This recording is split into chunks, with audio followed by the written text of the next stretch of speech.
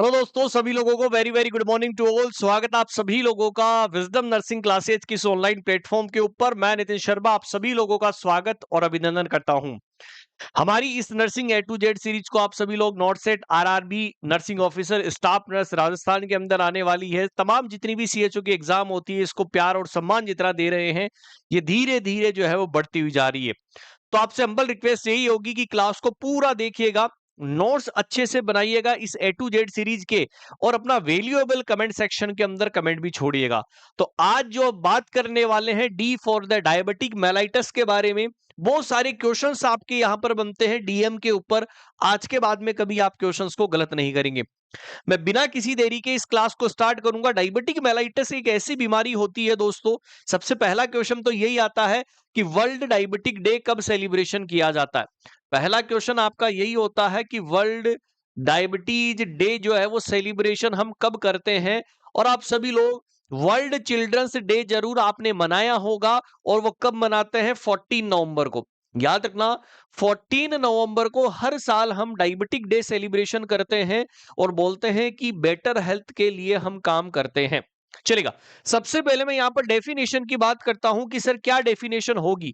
आप सभी लोग जानते हैं ये एक तरीके की मेटाबॉलिक डिसऑर्डर होता है, जहां पर इस कंडीशन के अंदर जो डाइजेशन होता है, या तो वो प्रोटीन का हो, ठीक है, कंडीशन के अंदर प्रोटीन है, फैट है और कार्बोहाइड्रेट का मेटाबॉलिज्म अफेक्टेड होता है। देखो याद रखना, कार्बोहाइड्रेट का भी अफेक्टेड होता है, फैट का भी और प्रोटीन का, तीनों का डाइजेशन जो होता है तो वो दोस्तों यहां पर अफेक्टेड होता है। जहां पर किसकी वजह से ये जो है बीमारी आपको देखने को मिलती है, या तो इंसुलिन की वजह से या उसके रिसेप्टर नहीं होने की वजह से। दोनों तरीके से बीमारी आपको देखने को मिलती है।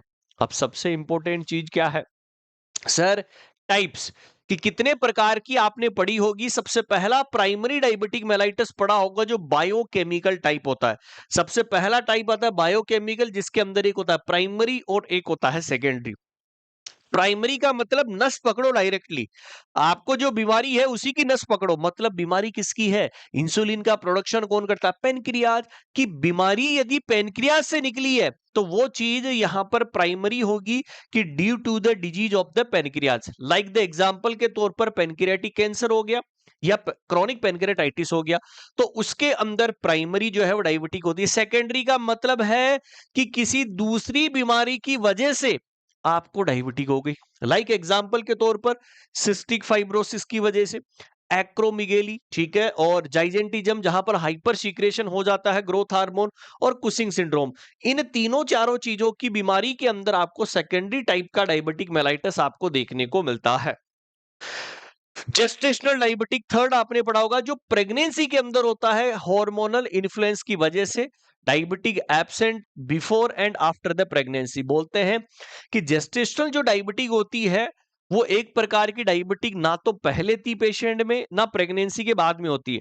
ना प्रेगनेंसी पहले ना प्रेगनेंसी के बाद में, केवल प्रेगनेंसी के अंदर यदि हुई है तो वो जेस्टेशनल डायबिटिक मेलाइटिस कहलाता है। ये था बायोकेमिकल टाइप के ऊपर। थर्ड आता है clinical type. It is the very very important, इसका स्क्रीनशॉट ले लेना, चाहे लिख लेना, कि क्लिनिकल टाइप जब भी आपने पढ़ा है तो दो तरीके के टाइप आपने पढ़े होंगे। एक टाइप फर्स्ट पढ़ा होगा और एक आपने टाइप सेकंड के नाम से जो है वो जरूर पढ़ा होगा।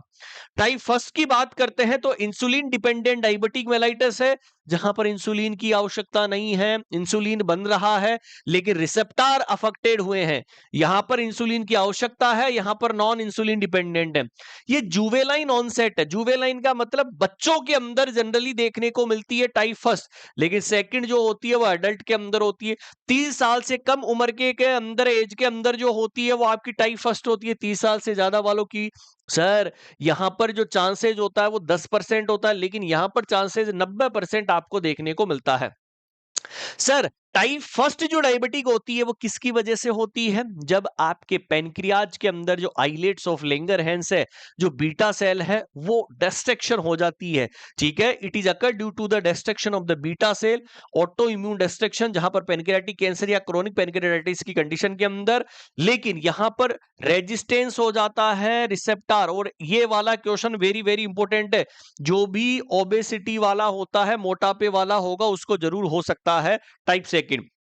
एंडोजीनस इंसुलिन का मतलब क्या है कि मेरे अंदर इंसुलिन बनाने वाला कौन है? पेनक्रियाज। पेनक्रियाज की जो लैंगरहेंस की सेल्स है बीटा सेल, वो तो डिस्ट्रक्शन हो गई। तो इसका मतलब मेरे अंदर इंसुलिन क्या है? एब्सेंट है। तभी तो तुमने क्या बोला? Insulin dependent.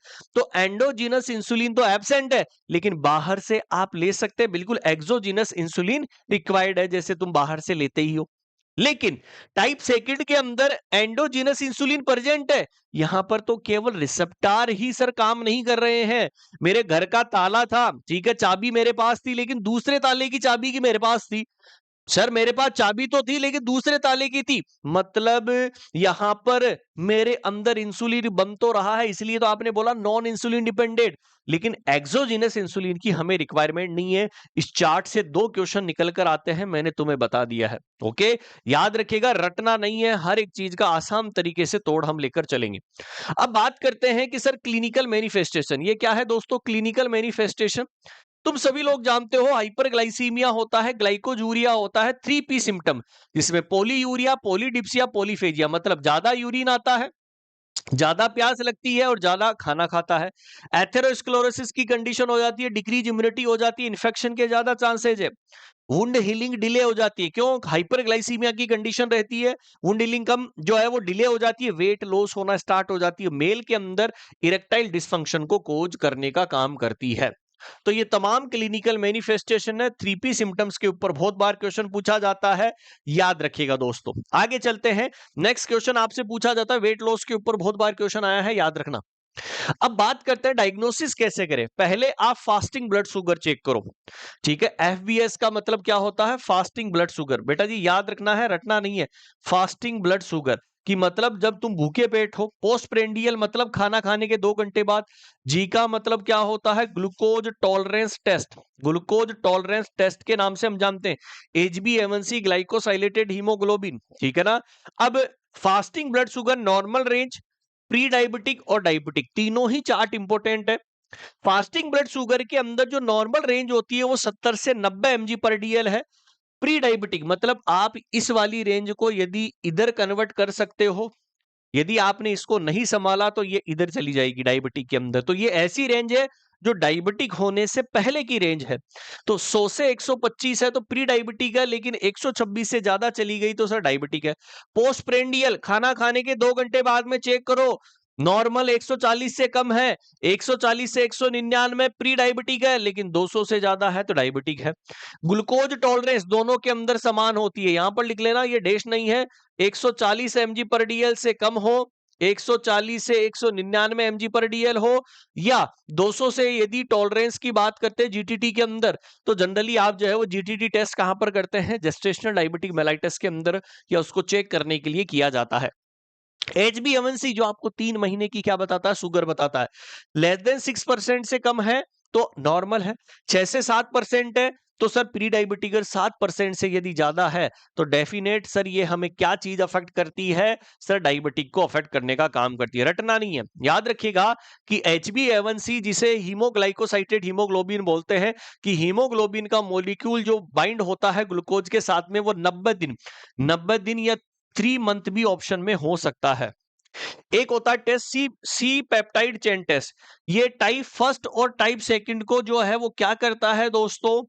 डिफरेंशिएट करने में काम में आता है। जहां पर 24 घंटे का यूरिन का सैंपल का कलेक्शन आप करते हैं, नॉर्मल जो है वो ग्रेटर देन 20 mg जो है वो उससे ज्यादा हो, ठीक है, और टाइप फर्स्ट के अंदर लेस देन 10 और टाइप सेकंड के अंदर 60 से ज्यादा हो जाता है। अब management, it is a very very important, कि मैनेजमेंट के अंदर क्या करोगे? जब टाइप फर्स्ट डायबिटिक मेलाइटस आता है तो तुम लोग क्या बोलते हो? इंसुलिन की रिक्वायरमेंट है, इंसुलिन डिपेंडेंट है। तो टाइप फर्स्ट के अंदर इंसुलिन दोगे कि नहीं दोगे? दोगे।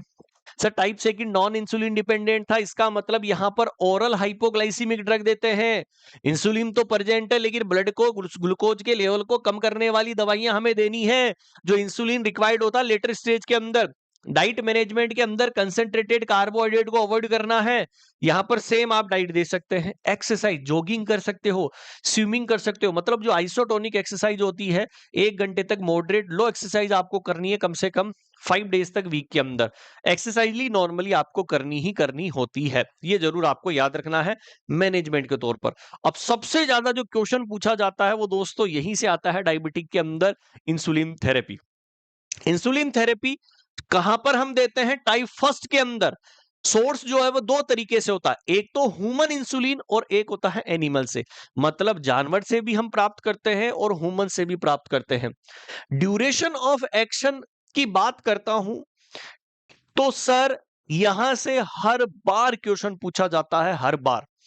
और ये टॉपिक जो मैं इसीलिए लेकर आया था क्योंकि यहीं से, इसी चार्ट से क्वेश्चन निकल कर आता है और तुम लोग यही गलती कर जाते हो।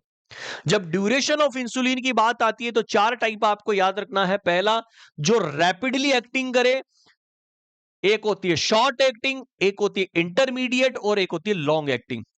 Rapid acting lispro, aspartate, glycine हो गया sir. Short acting regular insulin जब आप लगाते हैं, intermediate insulin NPH, neutral protamine जो है वो हेक्डोम, लॉन्ग एक्टिंग ग्लेरिजीन जिसे लेंटस के नाम से जानते हैं। अब क्वेश्चन आता है कि सर ऑनसेट कब होता है, मतलब स्टार्ट कब होती है काम करना, पीक लेवल के ऊपर कब जाती है, कितनी देर तक मेंटेन करती है शुगर को। ये 3 चीजें क्वेश्चन बनता है। सबसे पहले रैपिड एक्टिंग इंसुलिन की बात करते हैं तो ऑनसेट 15 मिनट, 30 से 90 मिनट पीक पर और 2 से 4 घंटे तक मेंटेन करता है।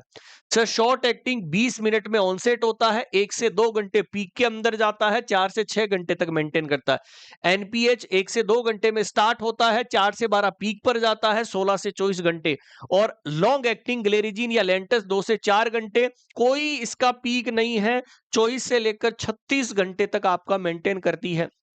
ये दोस्तों वेरी वेरी वेरी इंपॉर्टेंट है, छाप लीजिएगा दिल और दिमाग के अंदर, यहीं से क्वेश्चन निकल कर आता है कि कब कितना बढ़ता है, किस तरीके से बढ़ता है, ये जरूर क्वेश्चन आपके बनता है। चाहे स्क्रीनशॉट ले लेना, चाहे लिख लेना, लेकिन यहां से डेफिनेट क्वेश्चन पूछा ही पूछा जाएगा। अब आपके एनक्लेक्स के अंदर एक लाइन लिखी हुई है कि सर 2 तरीके के मोड होते हैं इंजेक्शन लगाने के, एक तो मैं आईवी रूट से भी दे सकता हूं और एक सबक्यूटेनियस रूट से भी दे सकता हूं। देते हैं आप आईवी रूट से, रेगुलर इंसुलिन दिया होगा, है ना, कुछ ऐसे है सबक्यूटेनियस रूट ही जाता है। तो आपके एनक्लेक्स से क्वेश्चन लेकर आया हूं। मैंने बोला था कि ऐसी कोई चीज मैं छोड़ूंगा नहीं जो तुम्हें पढ़ने की जरूरत पड़े। तुम यदि इसको कंसिस्टेंसी के साथ में इस सीरीज को पढ़ोगे ना, हर एक टॉपिक क्लियर हो जाएगा। बोलते हैं कि जो रैपिड एक्टिंग इंसुलिन और जो शॉर्ट एक्टिंग इंसुलिन, देखो शुरुआत की रैपिड एक्टिंग और शॉर्ट एक्टिंग, ये दोनों जो दी जाती है वो आईवी रूट से देते हैं। लेकिन जो इंटरमीडिएट, जैसे तुमने एनपीएच पढ़ा था, और जो लॉन्ग एक्टिंग होती है वो ओनली और ओनली सब क्यूटेनियस रूट से दी जाती है। फेवरेट क्वेश्चन है एग्जामिनर का, यहीं से क्वेश्चन आता है। शॉर्ट, अब क्वेश्चन आता है कि सर निकालू को किसको पहले। तुम जानते हो कि रैपिड एक्टिंग इंसुलिन जो होती है, रैपिड एक्टिंग और शॉर्ट एक्टिंग, देखो रैपिड एक्टिंग और शॉर्ट एक्टिंग ये दोनों दोनों तरीके से जाती है, आईवी भी दे सकते हो और सबक्यूटेनियस भी दे सकते हो। लेकिन इंटरमीडिएट जो जाती है वो ओनली सबक्यूटेनियस जाती है। अब तुम्हें यह पूछा है कि इनमें से सबसे पहले कौन सी बोतल में से निकालूं, पहले इसको निकालूं कि इसको निकालूं। अब तुम्हारे दिमाग के अंदर एक चीज तो आ गई, क्योंकि जो चीज केवल, ये तो दोनों जाती है, आईवी भी जाती है, एससी भी जाती है। अब सर केवल ये सबक्यूटेनियस ही जाती है, तो इसका मतलब ये दोनों रूट से जा सकती है, तो इसका मतलब खतरा सबसे ज्यादा किसके अंदर होगा, इसके अंदर। तो जिसमें ज्यादा खतरा होगा उसको हम बाद में लेंगे। तो पहले खतरा कम वाले के अंदर जाओ, कि तुम्हें पता है कि मैं आईवी भी दे सकता हूं, ठीक है ना, और ऐसी भी दे सकता हूं, तो कोई दिक्कत वाली बात नहीं है, यहां से पहले निकाल लो। लेकिन ये तो सबसे लास्ट में निकलेगा, गलती से तुमने पहले इसमें से निकाला, वाइल में से निकालने की कोशिश करा, और तुम्हें तो जानी थी आईवी और एससी, ये तो दोनों जाती थी, लेकिन ये तो एससी जाती थी, तो सर कॉम्प्लिकेशन आ सकती है। तो क्वेश्चन यही बनता है, तुमने आरएन का नाम सुना होगा कि सबसे पहले first regular insulin then NPH insulin, R और प्लस एन। समझ में आ गया कि रेगुलर इंसुलिन सबसे पहले निकालोगे और उसके बाद में एनपीएच इंसुलिन निकालने वाले हो। बहुत ही प्यारा कॉन्सेप्ट है दोस्तों, एग्जाम के पॉइंट ऑफ व्यू से पूछा गया है। कभी भी इंसुलिन जो ग्लेरिजीन होता है, जो लॉन्ग एक्टिंग होता है, कभी भी मिक्स मत कर देना अदर इंसुलिन के साथ में, क्योंकि ये सबसे लॉन्ग एक्टिंग होती है। ये तो 24 से 36 घंटे तक मेंटेन करती है। तुमने और मिक्स कर दिया, पेशेंट को लंबे समय तक हाइपोग्लाइसीमिक एपिसोड चला जाएगा। ओके, तो ये वाली लाइन भी आपके एनक्लेक्स के अंदर दी गई है, याद रखना। कॉम्प्लिकेशन क्या हो सकती है? एलर्जी हो सकती है, क्योंकि एनिमल इंसुलिन लगाओगे तो एलर्जी हो सकती है। लाइपोडिस्ट्रोफी दो टाइप की होती है, लाइपो हाइपरट्रॉफी, या तो पिंपल हो गया या गड्ढा पड़ गया।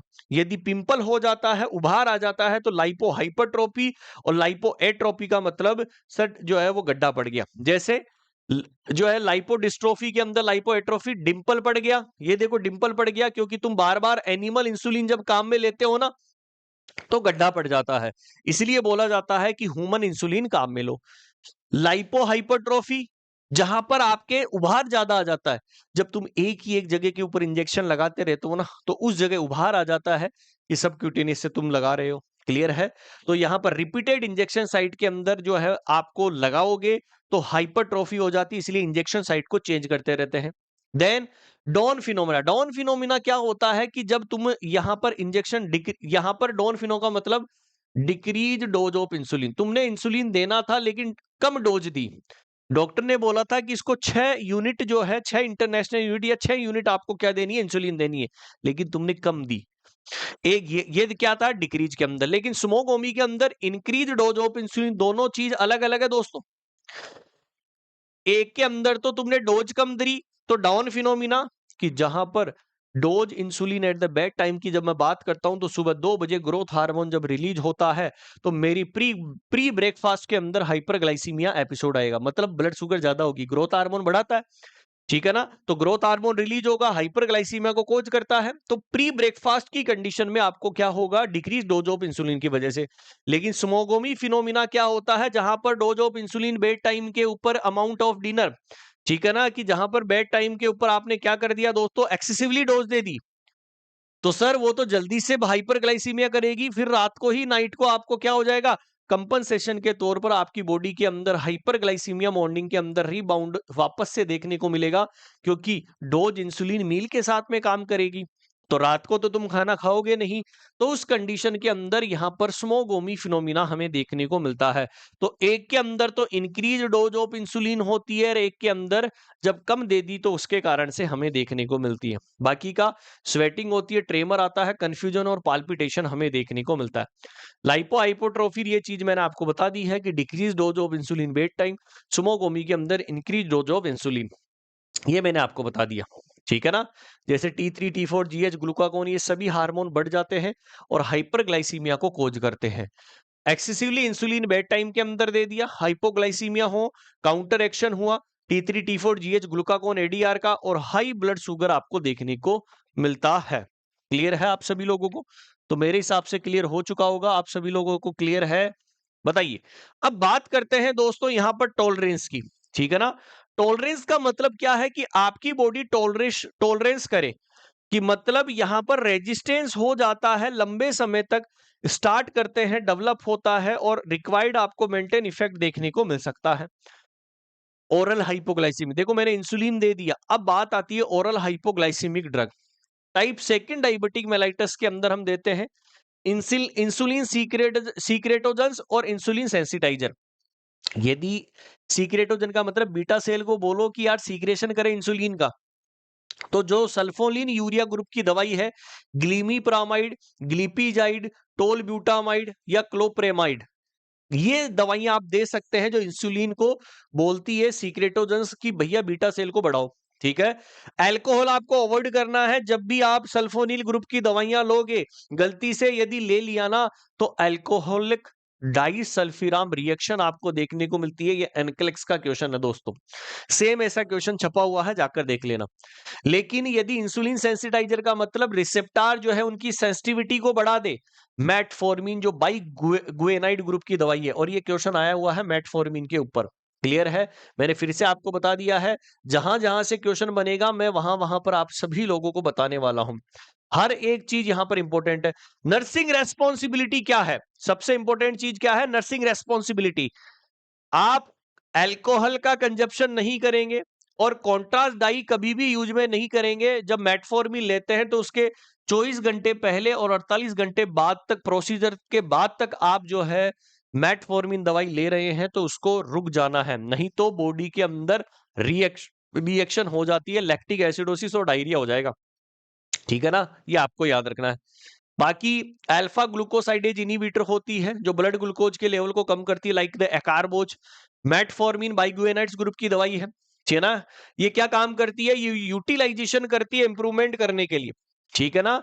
जहां पर ग्लूकोज और वहां पर जो प्रोड्यूस होने वाला लीवर है उसको कम कर देगी। जैसे ओबेसिटी वाले लोग होते हैं ना, उनके अंदर मेटफॉर्मिन टैबलेट चलती है। और जो है वो थायाजोलिडे जो ग्लिटाजोन्स होती है, जो रिसेप्टार्स के लिए होती है, जैसे पायोग्लिटाजोन तुमने पढ़ी होगी। देन लैक्टिक एसिडोसिस को कोज करती है, यदि आप मेटफॉर्मिन ले रहे हैं, डायरिया को कोज कर सकती है। इसलिए एलएफटी को याद रखना है कि एडमिनिस्ट्रेशन करने से पहले हिपेटोटॉक्सिक ड्रग्स ये होती है। Oral hypoglycaemic should be contraindicated, ये वाला क्वेश्चन पूछा गया है कि ओरल हाइपोग्लाइसेमिक ड्रग कभी भी प्रेगनेंसी के अंदर आपको नहीं देना है, कॉन्ट्राइंडिकेटेड है। गलती से यदि आपने दे दिया, प्लेसेंटा को क्रॉस करेगी, बच्चे के अंदर चली जाएगी, टेरेटोजेनिक इफेक्ट्स को लाती है। बाकी एक कार्बोज दवाई होती है, वो भी हमने पढ़ लिया। बारी आती कॉम्प्लिकेशन। कॉम्प्लिकेशन दो तरीके की है, एक होती है अचानक से और एक होती है क्रोनिक। अचानक से हाइपोग्लाइसीमिया हो सकता है, डायबिटिक कीटो एसिडोसिस हो सकता है, HHNS hyperosmolar non ketonic syndrome. Chronic के दो दो होते हैं, मैं तो बड़ी ब्लड वेसल्स को पकड़ूंगा और एक बोलता है छोटी को पकड़ूंगा। छोटी के अंदर डायबिटिक न्यूरोपैथी मतलब नर्व को डैमेज करती है, नेफ्रोपैथी किडनी को डैमेज करती है, रेटाइनोपैथी आंख को डैमेज करती है। लेकिन मैक्रोवेस्कुलर की बात करते हैं तो एमआई हाइपरटेंशन और कार्डियोवैस्कुलर एक्सीडेंट को खोज करने का काम करती है।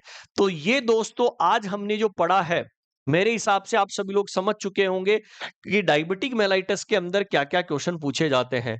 दोस्तों ये सारी चीजें मैंने तुम्हें क्लियर कर दी है। मैं थोड़ा सा आपको एक्सप्लेन कर दूं कि शताब्दी बैच आप सभी लोग ले सकते हैं। ये 2.0 बैच स्टार्ट हो चुका है 21 अगस्त से, जहां पर आपके पास में दो मोड है, बेसिक और एडवांस। बेसिक्स के अंदर कुछ चीजें लिमिटेड है, एडवांस के अंदर अनलिमिटेड चीजें हैं।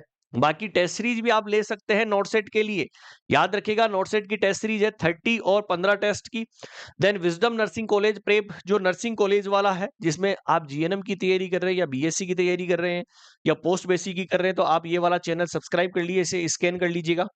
डेली सुबह 9 बजे, अभी 6 बज चुके हैं, अब 9 बजे आपके साथ में मिलेंगे विजयी भव सीरीज के अंदर, जहां पर डेली आपको मैं RRB not set staff nurse CHO की हम प्रिपरेशन करते हैं। देन रात को डेली टॉपिक वाइज एमसीक्यूज लेकर आता हूं विजडम नाइट एक्सप्रेस, तो इसके अंदर भी आप जुड़ना ना भूलें।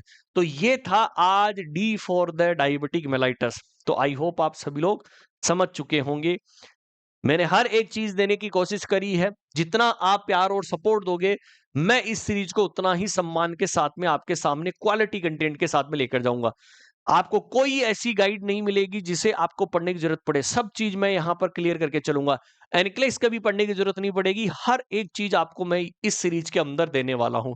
तो मिलते हैं नेक्स्ट सेशन के अंदर। आज हो चुका है D for the diabetic mellitus, अब ई फॉर द क्या होगा वो तो अभी नहीं बताऊंगा। कमेंट सेक्शन के अंदर बताना कैसी लगी आपको क्लास, आपका कमेंट मेरे लिए सर्वोपरि है। Thank you so much, bye and take care to all दोस्तों।